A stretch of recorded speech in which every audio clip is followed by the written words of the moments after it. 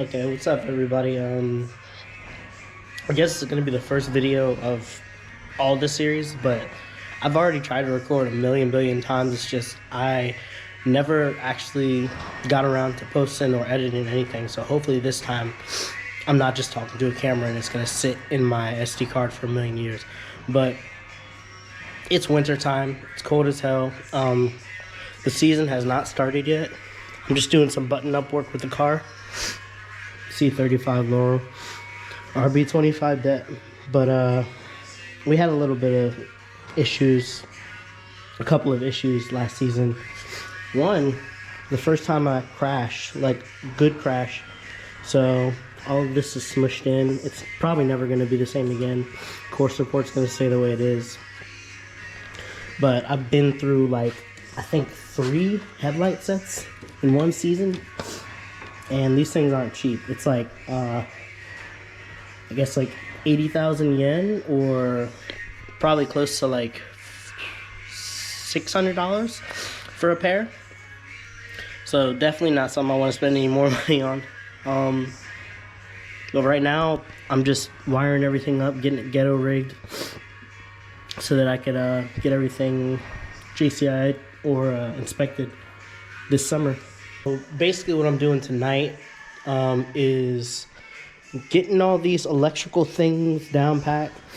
I should definitely be the last person anyone goes to for any electrical stuff, because I have honestly no clue what I'm doing all the time. But once I get the headlights all wired up, I got a brand new taillight set up that I had wired in off camera.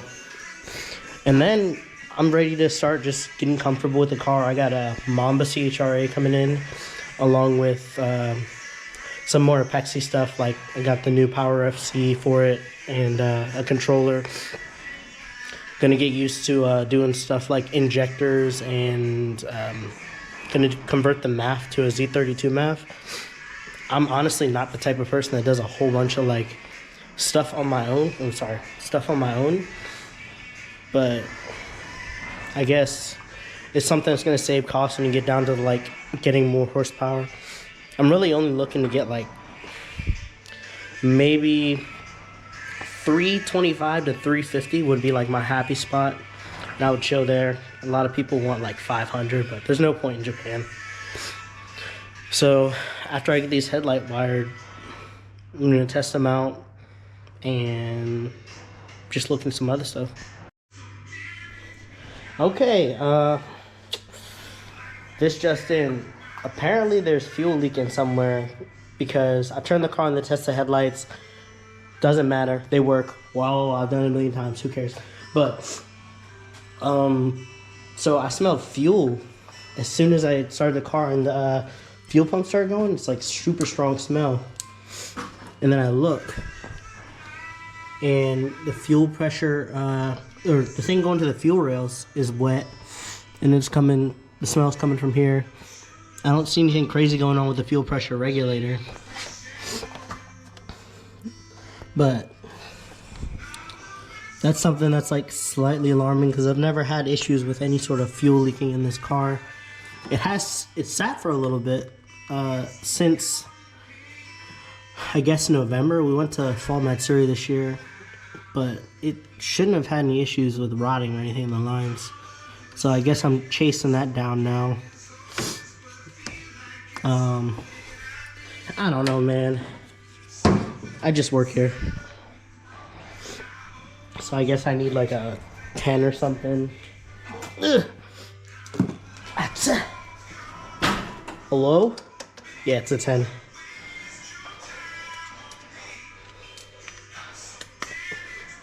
Now, my only worry is that I loosen this line up and pull it off, and it just shoots fuel everywhere.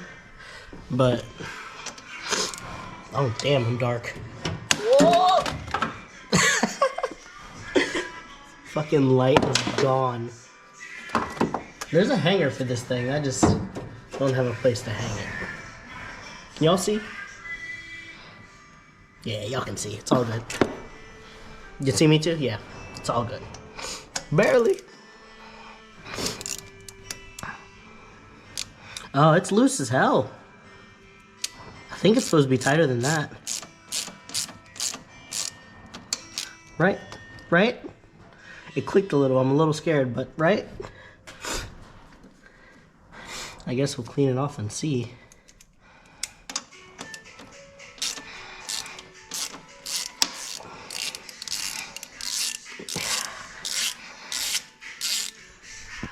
Yeah, I guess I'll do another follow-up when I'm done, if it's like a problem or not. But there's not really a whole bunch going on right now with the car. It's probably a lot more once we start digging into the whole turbo john. I don't really have too much from them either. Like, so far only the gasket kit has come in for the turbo, and the new wastegate. But it's gonna be stock turbo, probably overbuilt for what it is, but that's better than underbuilt and blown up, I guess. Cool.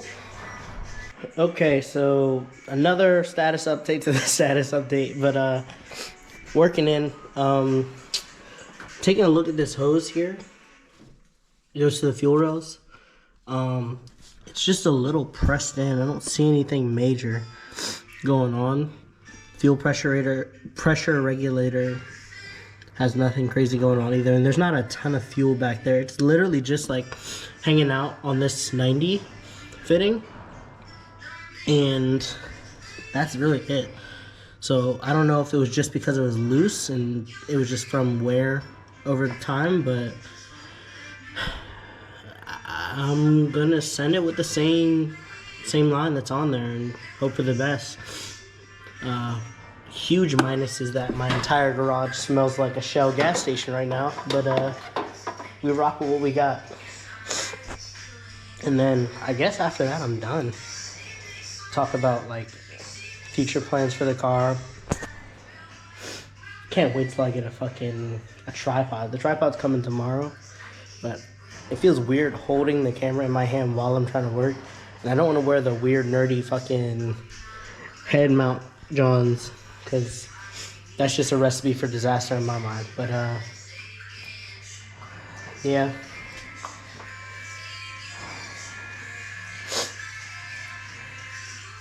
How would you feel if I just keep all these weird awkward pauses in where I don't know what to say?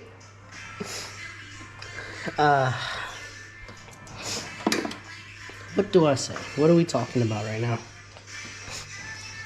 Oh yeah. So my headlight setup, it used to be so ghetto that if you turn the headlights on, the starter actually activated, so you could hear the starter running while you tried to turn the headlights on. And we had to rewire the entire thing. One of the saucy boys, David Geyer, helped me wire this little line that goes through here up to the core support, and then just connects to this one so they get the same signal. And it's always going to be like that now because I have no clue how to fix it. And whoever's doing my car inspection, good luck. And then that boy down there is the turbo and stock actuator. Sorry about that. I have no clue why the GoPro just shut off. But yeah, I'm only assuming based off of the limited knowledge I have about anything, but I'm assuming we're going to have to end up taking off the heat shield, all the stuff that's wired over here, the throttle body, intake stuff, pretty much all the stuff from the, well, maybe half of the stuff from the cold side, and then a whole bunch of shitty bolts down under the car, because not only do we have the turbo coming, but I'm going with an upgraded, quote unquote, exhaust manifold. So it's from Yahoo Auctions, but it's, I guess, better in some way, shape, or form. Hopefully we get better sound out of the car, because always everyone just says this car sounds extremely stock. I believe it. I agree with it too. And then I don't know what else I want to do. Really, I like to keep this car as close to reliably stock as possible. Hence the 350 to 300 horsepower, limit. And I know a lot of people make 300 stock with everything. Maybe just an exhaust and a downpipe. But I don't know. It's just, I don't know what I'm making to see if that was the case. But I do have a downpipe, upgraded exhaust, front mount intercoolers there, upgraded intake. Of course, you got a boost controller. And, oh yeah, the jank ass BEER rev limiter that I really don't mess with anymore, because if you're on it for a little bit longer than probably what you should, the car idles super weird after. So I try to stay away from that. It's actually unplugged right now because I thought it was part of the problem to another issue I was having, where the car wouldn't start. It would just click, click, click, click, click, click, click, click, and it would blow a fuse for the ignition. So anything that had to do with ignition timing or anything of the sort, I kind of just deleted so that it could run as stock as possible. And it hasn't really had that issue since, but if it does, I kind of just replace the fuses, replace the relays, and runs like new again for the next XYZ amount of months. Alright, fuel hose back on. It is slightly alarming that, once again, like, I really don't know that much about cars. I just have one. But, once again, it's a slightly alarming thing that it, like, slides up and down here. But I'm assuming all the fuel pressure is just shooting this way. So it shouldn't really be too much of an issue if it slides a little bit, being that there's, like, these little ridges on the end of the thing. So that should be fine. I'm just going to button this up over here. All I have to do really is wrap up these connectors here and cover up my scuffed soldering. That'll still work because it doesn't really matter that much. And throw the intake back on. We'll be good. I'm going to be shit out of luck whenever this turbo comes, because it's probably going to take me 3 to 4 days to put it all together. But hey, it's part of it, man. Alright, well, I'll see you guys in the next one. Now that the main quest is over for the night, it's on to the side quest. Because life isn't all fun and games with your drift car. Sometimes it's responsibility. And today's responsibility is changing the wifey's spark plugs. It's not something I don't want to do. I want to do it because I want to make sure that her car is running great. And also, sometimes I drive it, and when I do, for some reason, it struggles to start and it hesitates when you like get to full throttle. So I'm just working slowly through those defects, you know. But I guess, or not I guess, but I know we're going to start with these screws here to take off the shroud. And we're going to unclamp all these, take this clip off. Once that's done, this is like fairly easy to remove. And then free game all the way through. And then I got the good right over here, straight from home at. And then 15-minute adventure in and out is what I say. Okay, so first plug out, and we're looking at some, I guess, kind of gunked up stuff here. But, I mean, it's not the worst thing I've ever seen. I'm thinking that it's probably going to be worse, like, in the front, or maybe in one, cylinder one. But we'll see when we take them all out. I'm doing them one at a time because I'm a hypochondriac, and I'm scared that I'm going to forget something or take them all out and lose a nut. Plus, I've also been off the Twisted Tees for the past 3 hours. So you couldn't blame me if I lost something. I literally just lost the fucking bolt that holds in the intercooler. And it was right in front of me the entire time. So, goes to show. We'll get the rest of these out. I'm gonna throw in... Damn, this lighting is not it. I don't know why, but my fucking garage light will not turn on. I think it's just because our car's like blocking the sensors. But I've been trying to wave at this thing. Hello? Nothing. I got nothing. Yeah, I'm just gonna throw in this new one real quick and get to the next one.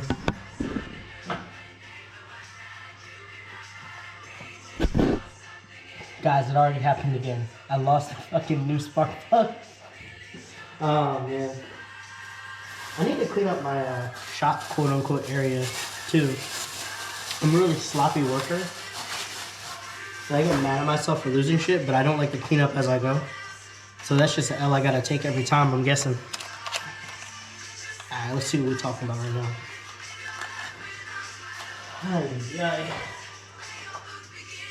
Yeah, this will do. This will do. Alright, peep it. Brand new. No, I don't know about gaps or any other shit that goes along with spark plugs. I just know this is the part number that was on the catalog. So that's what we're going with. Where is my wrench?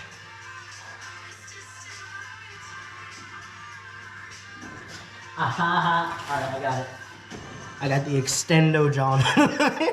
This thing looks ridiculous. Alright, let me stop playing around. Get this thing back together. Let me just drop this in. Turn it nice and gentle. Has anyone ever like stripped spark plugs? Or anything crazy like that? I've heard a lot of stories about, I don't remember if it was like a Ford thing or a GM thing, but there being issues with getting spark plugs in/out on those. I know for a fact Ford had problems with the lug nuts, because I used to have 2010 Ford Fusion 6-speed, and my god, did those things suck. They were either seized on all the time or just busted. I'm just gonna give it a quick torque. Click! Alright, it's good. Y'all heard the click, right? Certified. If I'm just sitting in silence or listening to music. Alright, cylinder 4 coming up. What is that clicking noise? Should I be worried about that? Nah, it's fine.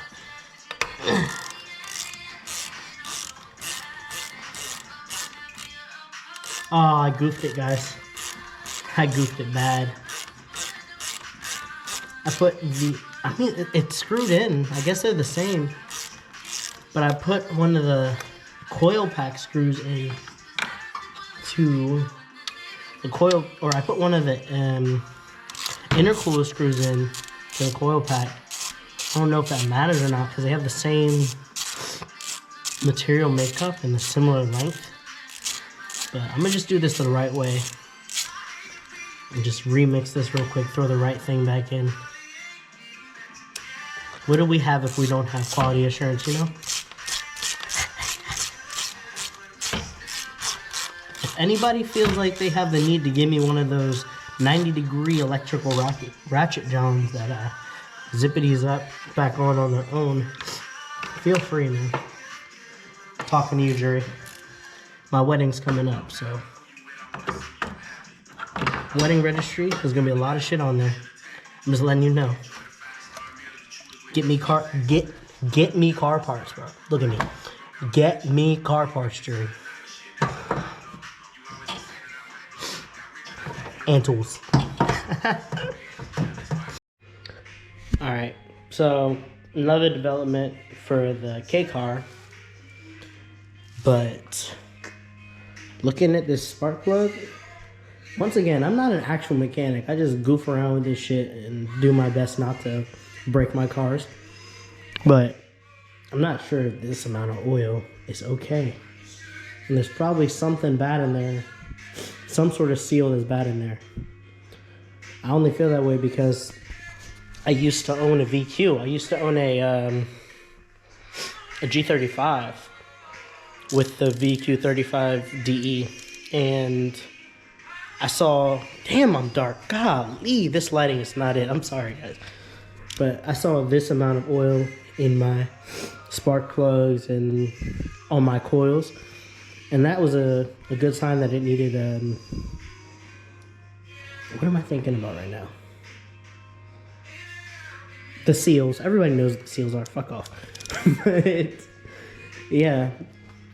So, I mean, this car is pretty old. Maybe it needs that. We'll just ignore it and just hope it goes away. Throw some new spark plugs in there and see if that runs better.